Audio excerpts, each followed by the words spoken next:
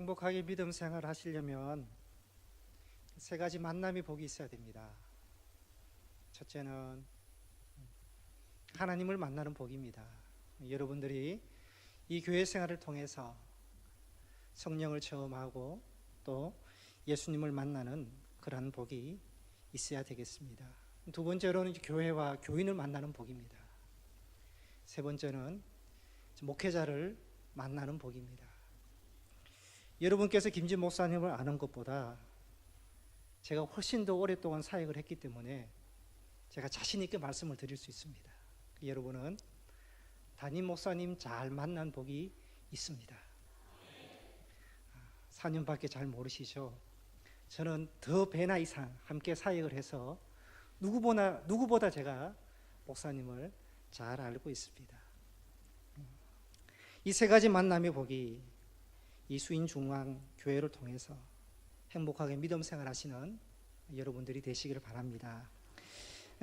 계몽주의 철학자 장자크 루소가 인생은 두 번 태어난다 그랬습니다. 한 번은 살기 위해서 태어나고 또 한 번은 일하기 위해서 태어난다 그랬습니다. 바울도 디모데에게 동일하게 말합니다. 디모데후서 1장 9절에 하나님이 우리를 구원하사 거룩하신 소명으로 부르심은, 이 말씀이 나옵니다. 그러니까 하나님께서 우리를 두 번 부르시는데 한 번은 우리를 구원하사 구원으로 불러주신다는 것입니다. 또 한 번은 거룩한 소명으로 부르심은, 거룩한 일을 위해서, 사명을 위해서 부르신다고 디모데후서 1장 9절에 말씀하고 있습니다. 한 사람의 존재의 의미와 가치는 무슨 일을 하고 있느냐, 그 사명에서 발견할 수 있습니다. 볼펜은 볼펜 자체의 의미도 있겠습니다만은 그것보다 그 볼펜으로 어떻게 사용이 되느냐, 거기에 가치가 있는 것입니다. 사람도 마찬가지입니다. 사람도 존재 자체로도 귀중하고 소중하지만 그 사람이 어떤 일에 쓰임 받느냐, 무슨 일을 하느냐, 누구의 일을 하느냐, 그 일에 따라서 존재 가치는 달라집니다. 사회에서도 어떤 일을 하느냐에 따라서 가치가 달라지는데 하나님이 일을 하는 사람의 가치는 말할 수 있겠습니까? 먼저 빌립보서의 배경을 제가 말씀을 드리면, 바울이 로마 감옥에 있다는 소식을 듣고 빌립보 교회가 교인들로부터 헌금을 모아서 에바브로디도를 로마로 파송해서 바울을 위로하고 도움을 줍니다. 바울은 에바브로디도를 통해서 빌립보 교회의 사랑과 위로를 받고 감옥에 있으니까 큰 힘이 되었습니다. 그리고 그 교회에 몇 가지 문제점을 듣게 됩니다. 원래 빌립보 교회는 자주장사 루디아를 중심으로 교회가 세워졌습니다. 교회에 여성들이 많았습니다. 이로 인해서 교회 내에 여러 분파가 생겼습니다. 교회가 점점 분열되어 가고 있었습니다. 그리고 교회 안에 거짓 교사들이 들어와서 교회를 어지럽히고 복음을 변질시키고 있었습니다. 바울의 마음이 조급했습니다. 빨리 가서 교회를 안정시키고 일치시키고 싶었습니다. 거짓 교리들로 교인들을 미혹하는 그 이단들을 뿌리 뽑고 복음적 교회로 굳건하게 세우고 싶었습니다. 마음 같아서는 본인이 빌립보 교회에 가서 해결하고 지도하고 싶지만 감옥에 있으니까 갈 수가 없는 것입니다. 그래서 바울이 빌립보 교회에 누구를 추천하는가 하면 오늘 본문에 디모데를 추천하고 있습니다. 19절에 보시면 디모데를 속히 너희에게 보내기를 주 안에서 바란다, 그렇게 말씀을 하고 있습니다. 바울은 이 빌립보 교회에 디모데를 추천하는 이유를 오늘 본문을 통해서 몇 가지로 설명하고 있습니다. 첫 번째는 디모데는 뜻을 같이 하는 제자였습니다. 우리 20절 말씀을 함께 읽겠습니다. 20절입니다. 시작. 이는 뜻을 같이하여 너희 사정을 진실히 생각할 자가 이밖에 내게 없음이라.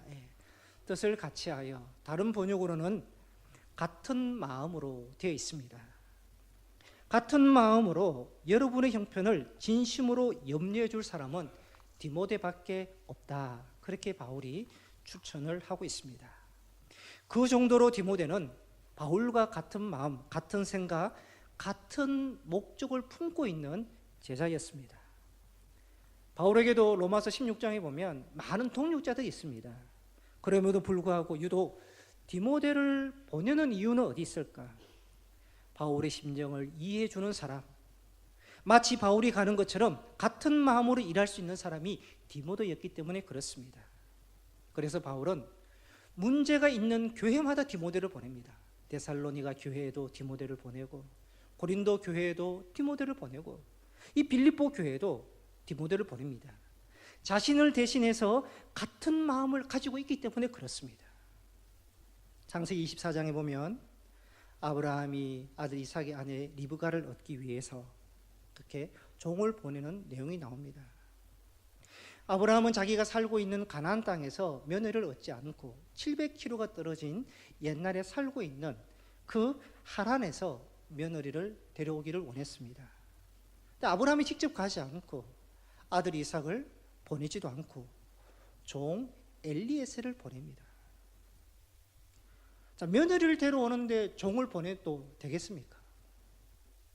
아무리 엘리에셀이 오랫동안 아브라함을 섬기고 충성스러운 종이라 할지라도 며느리를 데려오는데 그것을 종을 보낸다는 것은 하나의 모험입니다. 종 또한 굉장히 부담을 크게 가졌을 것입니다. 데려온들 아브라함이 싫어하고 이삭이 싫어하면 어떻게 되겠습니까? 가까운 거리도 아닌데요. 그러나 아브라함이 종을 보낸 이유는 딱 한 가지입니다. 그 엘리에셀이 자기와 같은 마음으로 적합한 며느리를 데려올 수 있다는 것을 믿었기 때문에 그렇다는 것입니다. 여러분, 누군가가 어떤 사람을 보내고 무엇을 부탁할 때 그 심정은 하나입니다. 같은 마음, 뜻을 같이 하는 사람을 보냅니다. 한 나라를 대표하는 대사를 보내고 특사를 보낼 때도 보내는 그 사람의 뜻을 같이 할 수 있는 사람, 복심을 가진 사람을 보냅니다. 교회도 마찬가지입니다. 교회에서 주님의 일을 할 때 중요한 것이 무엇이겠습니까? 물론 믿음의 연수도 중요하고 경험과 능력, 지식 다 중요할 수 있지만 그것보다 더 중요한 것은 같은 마음을 가진 사람입니다. 주님과 같은 마음, 교회와 같은 마음, 목회자와 같은 마음을 가진 사람, 그 하나 이유로 사람을 세우는 것입니다. 아무리 똑똑하고 능력이 있어도 여러분 다른 마음을 가지고 다른 뜻을 가지고 그러면 교회와도 다르고 담임 목사와의 비전과 마음과 다르면요 반드시 문제가 생기는 것입니다. 안 하는 만 못한 것입니다. 일꾼을 세웠는데 뜻도 다르고 목적도 다르고 마음도 다르다고 한번 생각해 보십시오. 하는 사람도 힘들고 시킨 사람도 힘든 것입니다. 보내는 사람은 자기와 같은 마음을 가진 사람을 보냅니다. 보냄을 받은 사람도 마찬가지입니다. 보낸 자와 뜻을 같이 하는 같은 마음을 품어야 된다는 것입니다. 예수님께서 제자들을 보내실 때, 누군가를 파송할 때 누구를 보내실 것 같습니까? 능력 있는 사람 아닙니다. 재력 있는 사람 아닙니다. 똑똑하고 언변 좋은 사람, 착하고 헌신적인 사람보다 더 중요한 것은 예수님과 같은 마음을 가지고 있는 사람, 그 사람을 예수님께서는 보내신다는 것입니다. 사도행전을 보면 초대교회가 부흥한 내용이 나옵니다. 그 부흥에 사도 바울도 또 예수님의 제자들도 또 일곱 지사들도 그렇게 쓰임을 받았지만 또 사도행전에 보면 무명의 이름 없는 그리스도인들도 쓰임을 받습니다. 이들은 가난합니다. 또 못 배운 사람들입니다. 그런데 이들에게 뜻을 같이 할 수 있는 하나로 묶어진 그러한 사람들이었습니다. 심지어 죽으면 죽겠다는 순교의 각오로 복음을 전합니다. 적은 무리지만 그들은 두려움이 없었습니다. 재산이고 시간, 가족, 생명까지 복음을 위해서 다 내려놓았습니다. 이처럼 초대교회 교인들은 못 배우고 가난했지만 한마음 뜻을 같이 하니 놀라운 부흥이 일어났던 것입니다. 그 교회의 부흥은 어디에 있느냐? 같은 마음 하나가 될 때 일어나는 것입니다. 성령님과 같은 마음, 예수님과 같은 마음, 지도자인 사도 바울과 같은 마음, 그럴 때 교회의 부흥이 일어나는 것입니다. 여러분, 사회의 기준이 무엇이 돼야 되겠습니까? 일 잘하느냐 못하느냐 중요할 수 있습니다.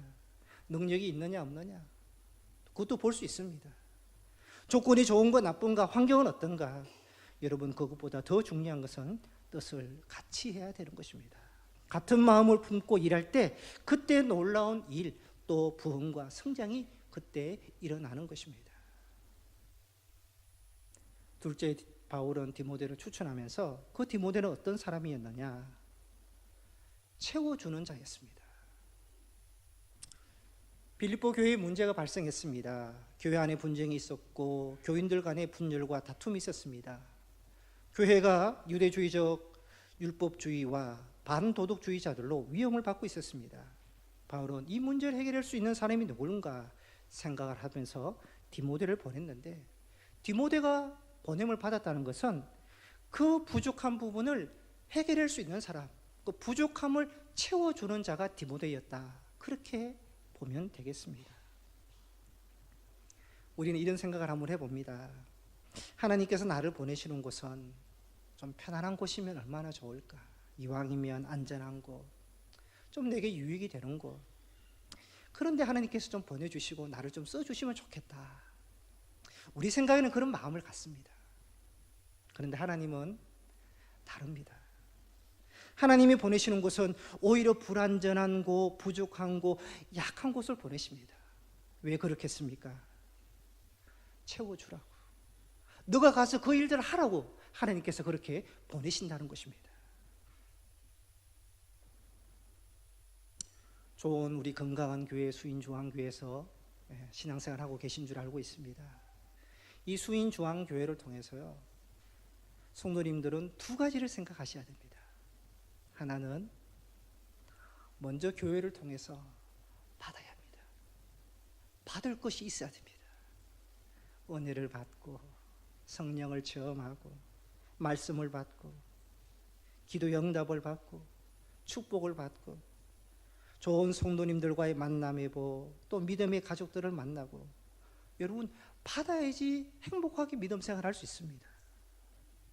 여러분들이 이 교회를 통해서 계속해서 많은 것을 받을 수 있는 은혜가 있으시기를 축복합니다. 그것으로 끝내서는 안 됩니다. 또 하나는 여러분 받았으니까 교회를 위해서 무엇인가 해야 되지 않겠습니까? 채우는 자가 되어야 되는 것입니다. 우리는 소속된 이 교회에 하나님이 보내셨다는 고백을 갖습니다. 누구나 다 하나님께서 이 교회에 보내셨다, 다 고백을 갖습니다. 왜 하나님께서 보내셨겠습니까? 채우기 위해서 하나님께서 보내신 것입니다. 채우기 위해서 나를 안수집사로 일꾼으로 세워주셨다는 것입니다. 여러분은 교회를 보면 부족한 점이 보이십니까? 아니면 안 보이십니까? 표정을 보니까 전혀 이 교회는 부족함이 없는 것으로 그렇게 표정이 보이는데 아주 좋은 교회인 것 같습니다. 그런데 대체적으로 교회 신앙생활 하면 보이는 것이 있습니다. 아, 이것도 부족하고, 아, 이런 것도 좀 개선되면 좋겠다, 그런 부분들이 있습니다. 여러분 그거 보이면 잘 보십니다. 맞습니다. 오히려 정확하게 볼 수도 있습니다. 그런데 여러분, 본다는 것은 왜 그거 보이느냐? 지적하고 불평하라고 보는 것 아닙니다. 보인다는 것은 내가 그것을 채워주기 위해서 하나님께서 보게 하신다는 것입니다. 그것이 바로 올바른 일꾼의 자세가 되는 것입니다. 여러분 가만히 한번 생각해 보십시오. 왜 나를 믿지도 않는 가정에, 믿지도 않는 직장에 보내실까? 채워주기 위해서 보내시는 겁니다. 믿음의 본으로, 또 믿음으로 그것을 채워주시기 위해서 하나님께서 보내십니다. 왜 나는 사랑도 없는 메마른 곳에 내가 있어야 하는가? 불평할 수 있습니다. 그러나 하나님께서는 너가 거기에서 사랑의 본이 되도록 사랑을 채우기 위해서 사랑 없는 곳에 우리를 보내시는 것입니다. 왜 나는 시끄러운데 말 많은데 보내는가 생각할 수 있습니다. 여러분, 내가 신앙의 겸손과 말의 겸손과 행동의 겸손으로 본이 되도록 하나님께서 보내시는 것입니다. 똑같이 되라고 보내시는 것 아닙니다. 무엇인가 하나님께서 채우시기 위해서 나를 보내신다. 그것이 바로 하나님께서 우리를 보내시는 목적이 있는 것입니다. 제가 오래전에 우리 목사님과 함께 안산제일교회에서 사역을 했습니다. 신도시 개척 지역에 제가 2년 동안 전도 사역을 했습니다. 이곳에도 이제 이사로 오는 분들이 많을 텐데요. 안산에도 외지에서 이사 오는 분들이 참 많았습니다. 매일 전도 나가서 그 사람을 만났습니다. 안산제일교회가 큰 교회니까 외지에서 이사 와서 이제 교회를 등록하려면 큰 교회의 이점이 많습니다. 고은 목사님 말씀도 잘 전하시고, 또 멀지만은 차량을 또 지원해주고, 또 학년별로 교회 학교가 돼 있으니까, 또 아이들 생각하니까 이왕이면 큰 교회에서 신앙생활 하면 좋겠다, 그런 차원에서 그렇게 와서 등록을 하시는 분들이 있었습니다. 그런데 어떤 분들은 여러 면에서 교회가 좋은데 등록을 안 하시는 분이 있습니다. 한 번 나오고 두 번 나오고, 그래 등록을 안 하십니다. 말씀은 좋답니다. 다 좋은데 등록을 안 하십니다. 그러면서 하시는 말씀이, 나는 좀 작은 교회에서 교회를 섬기고 싶다고, 그 말씀을 하십니다. 저는 그걸 굉장히 제가 좋게 봤습니다. 왜냐하면 교회를 통해서 받는 것도 중요하지만 교회를 섬기고자 하는 그 마음, 뭔가 작은 교회에서 내가 채우고자 하는 그 마음을 가지고 교회에 등록한다는 것, 저는 그것을 굉장히 제가 귀하게, 그래서 저는 존중해주고, 그러시냐고, 그러면 열심히 신앙생활 하시라고 제가 그렇게 말했던 많은 분들을 만났습니다. 여러분, 하나님께서 보내시는 교회를 우리가 섬기고 채워주기 위해서 바로 하나님께서 우리를 보내신다는 그 믿음, 그 고백을 하실 수 있는 여러분들이 되시길 바랍니다. 불평자와 사명자는 구분돼야 됩니다. 불평자는 왜 바르지도 못한 곳에, 왜 사랑도 없는 곳에, 왜 말썽 많은 곳에 내가 있어야 되는가, 힘들어서 보기 싫어서 못하겠다, 늘 불평합니다. 그러나 여러분, 사명자는 바르지 못하기 때문에, 사랑이 없기 때문에, 메마르기 때문에 내가 거기 가서 채우는 역할을 하는 것입니다. 그것이 바로 사명자입니다. 왜 우리 교회는 기도하는 사람이 없는가? 왜 우리 교회는 제대로 예배드리는 사람이 없는가? 불평자는 계속 불평합니다. 불평하니까 본인도 은혜를 못 받습니다. 그러나 사명자는 기도하는 사람이 없으니까 내가 기도의 본이 되는 것이고, 예배를 바로 못 드리면 내가 바르게 예배 드리는 본이 되기 위해서, 하나님께서 채워주기 위해서 나를 보내신다는 그 마음을 가지고 그 신앙생활을 하는 것입니다. 여러분은 하나님께서 채우기 위해서 나를 보내셨다라는 그 고백을 하시기를 바랍니다. 헌신 예배를 드린 안수 집사님들은 바로 사명자가 되시고 채우시는 자가 되시기를 축복합니다. 셋째 디모데를 보내는 이유는 디모데가 복음을 위해 함께 수고하는 자이기 때문에 그렇습니다. 우리 22절 말씀을 함께 읽겠습니다. 시작. 디모데의 연단을 너희가 아나니 자식이 아버지에게 함같이 나와 함께 복음을 위하여 수고하였느니라. 자, 복음은 무엇이겠습니까? 복음은 예수 그리스도입니다. 디모데는 바울과 함께 바울을 도와서 복음, 예수 그리스도를 위해서 수고하였다, 그렇게 말하고 있습니다. 왜 디모데가 복음을 위해서 수고하였겠습니까? 자신이 복음의 열매였기 때문에 그렇습니다. 바울은 1차 선교 여행 때 루스드라에서 디모데의 모친 유니게와 외조모 로이스를 만나 복음을 전합니다. 그들이 예수님을 영접하고 그때 디모데도 회심했습니다. 그리고 바울은 디모데를 2차 선교 여행 때부터 함께 동행시킵니다. 전도 여행을 통해서 배우게 하고 훈련시키고 복음 전도자로 또 지도자로 키웠습니다. 디모데는 복음의 열매였습니다. 여러분, 열매는 자기 만족이 아닙니다. 열매는 타인에게, 주인에게 만족과 기쁨을 주는 것이 열매의 목적입니다. 디모데는 자신이 복음의 열매가 되어 바울과 함께 복음을 위해 수고하는 자가 되었습니다. 바울은 디모데를 소개하기를 나와 함께 복음을 위해 수고하였다 그렇게 말합니다. 그 복음을 위한 자리는 수고의 자리라는 것입니다. 복음을 위한 자리가 영광의 자리, 명예의 자리, 부의 자리, 대접받는 자리가 아니라 수고의 자리요, 고난받는 자리요, 십자가의 자리라는 것을 바울이 말하고 있습니다. 디모데는 바울과 동행하면서 모든 것을 목격했습니다. 바울이 받는 고난과 핍박과 위험과 시련, 그것을 통해서 복음은 수고를 통해서 열매를 맺고 부흥한다는 것을 디모데는 경험을 했습니다.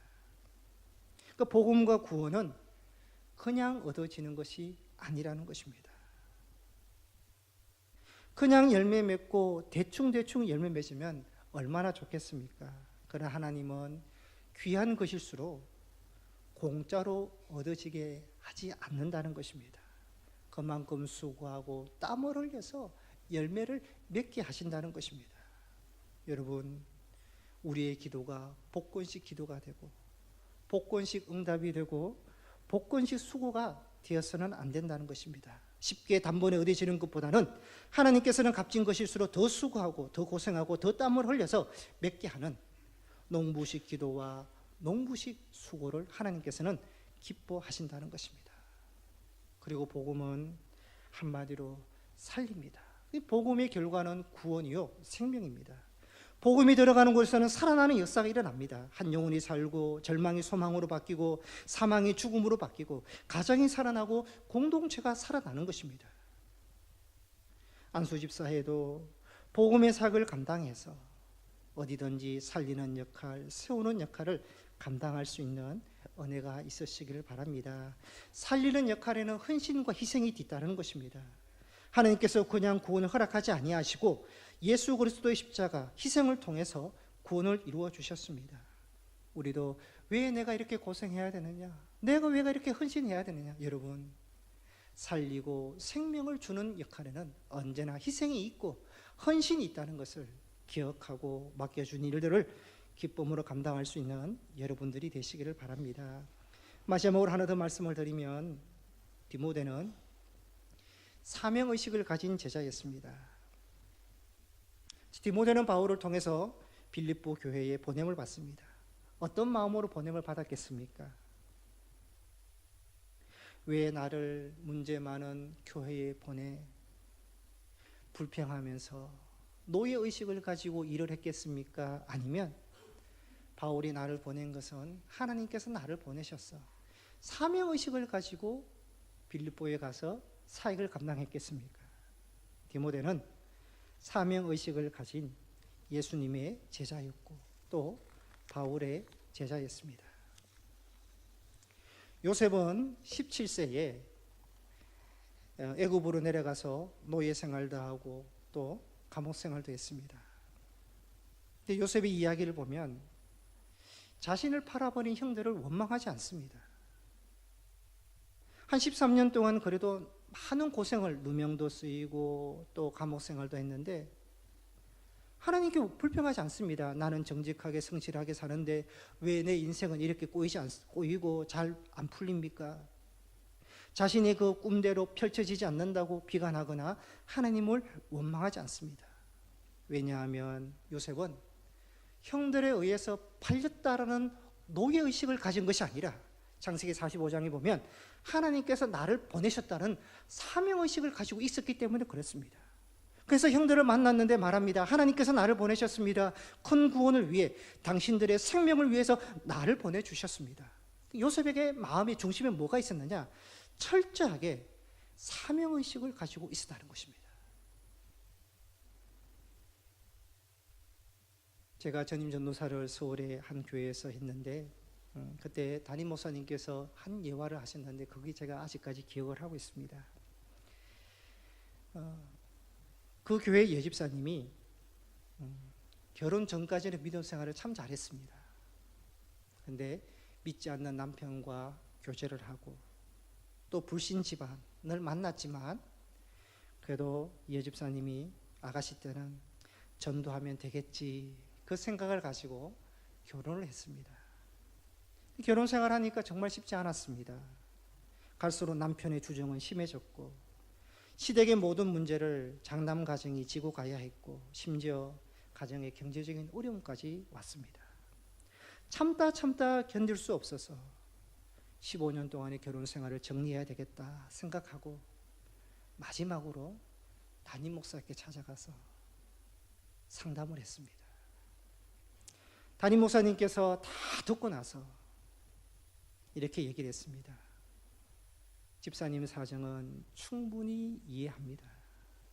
그러나 한 번 이혼하면 돌이킬 수 없으니 이제 마지막으로 며느리가 아니라 아내가 아니라 그 집에 파송된 선교사로서 한번 살아보면 어떻겠냐고 그렇게 제안을 했습니다.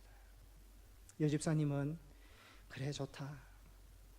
마지막으로 3개월만 내가 이런 마음으로 한번 살아보자. 그렇게 마음 먹고 사명자의 아내, 사명자의 엄마, 사명자의 며느리로서 모든 식구들한테 양보를 하면서 참았습니다. 그랬더니 몇 주 지나니 남편이 당신 요즘 왜 이렇게 딴 사람이 되었냐고 묻더랍니다. 그래서 여집사님은 이제는 내가 당신의 아내가 아니라 집안의 며느리가 아니라 이 집안에 파송된 선교사로 살려고 하니 그런 줄 알라고 대답을 했답니다. 그리고 이런 사명으로 살면서 그동안의 자신의 마음을 한번 살펴보았습니다.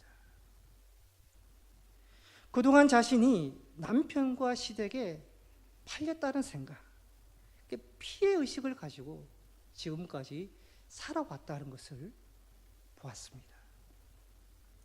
내 입장만 생각하였구나. 하나님이 이 집에 보낸 뜻을 내가 생각하지 못했구나. 그런 자신을 보면서 하나님 앞에 회개하고 사명자로 살기로 결단을 하면서 그때부터 가정의 변화가 조금씩 일어났고 결국 그 마음을 한 남편도 교회에 등록하여 변화되었다는 그 간증이었습니다. 여러분, 여러분의 삶, 여러분의 인생, 여러분의 가정을 여러분은 어떻게 보십니까? 사명의식으로 보십니까? 아니면 노예의식을 가지고 보십니까? 내가 왜 결혼해서 이런 고생을 하고 있나? 어쩌다가 이렇게 복잡한 집안에 와서 내 꼴이 이게 뭐냐?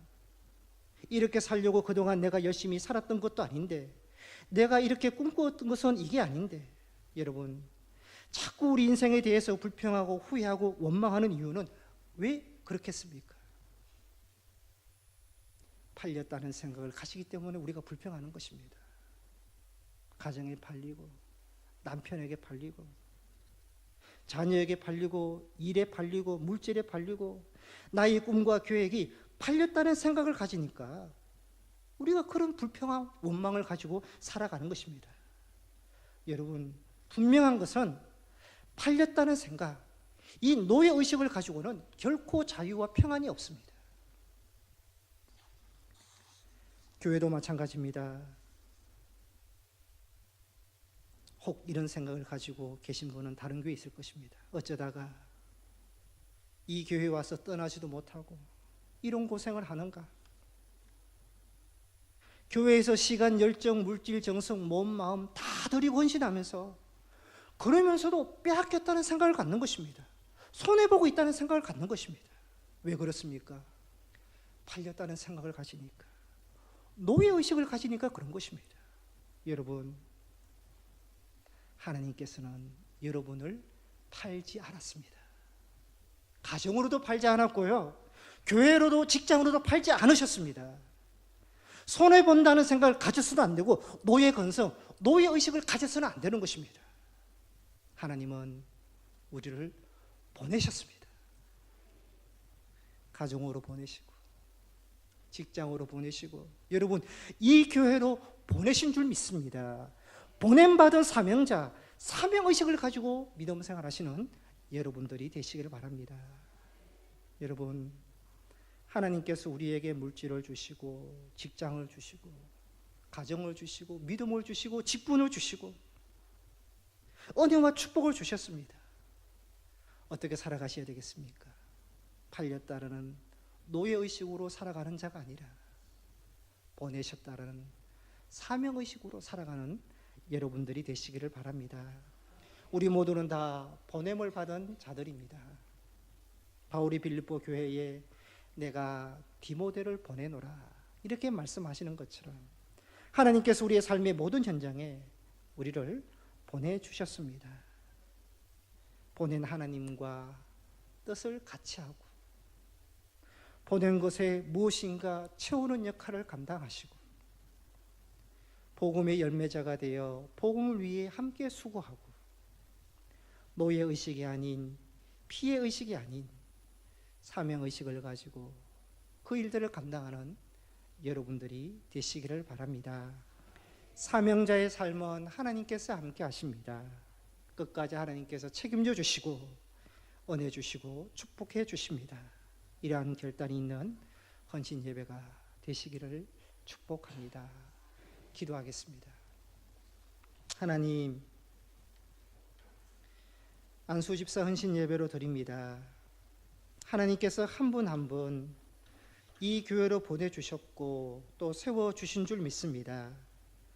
이 교회에서 행복하게 믿음 생활하시는 집사님들 되게 하옵시고 더욱 기쁘게 그 사명을 감당할 수 있는 안수 집사회가 되게 하옵소서. 하나님과 같은 마음을 품게 하여 주옵시고 교회와 같은 마음으로 섬기게 하옵시고 부족한 곳이 있으면 채우는 역할을 감당케 하옵시고 보냄받은 사명자로서 하나님의 뜻을 이루고 교회를 든든히 세워나가는 모든 일꾼들 되게 하옵소서. 예수님 이름으로 기도합니다. 아멘.